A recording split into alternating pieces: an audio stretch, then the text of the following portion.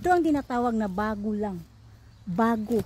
At ito ang kinikuha, udlot. Pero wala na talagang udlot. Mayroong udlot dito lang.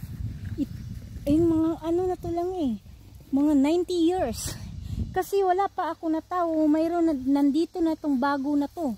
At ito ang kinukuha para uutanin mo, gugulayin mo. Ayan. Ganito. Taba-taba pa to noon lang. Yung at the age of 24 ako lang. Ano na to lang eh. Matanda na to lang.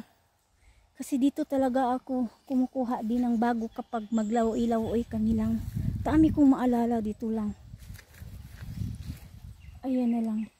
So, treasure. Yung mga tao sa buhay, iti-treasure mo talaga yan. At dito lang, itong marang na to lang, matanda na to lang.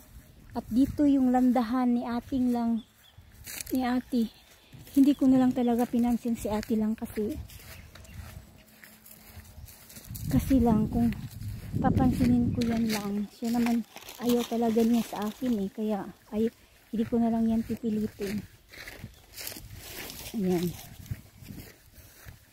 Ang dami kong memory dito lang. Dami kong memory lang.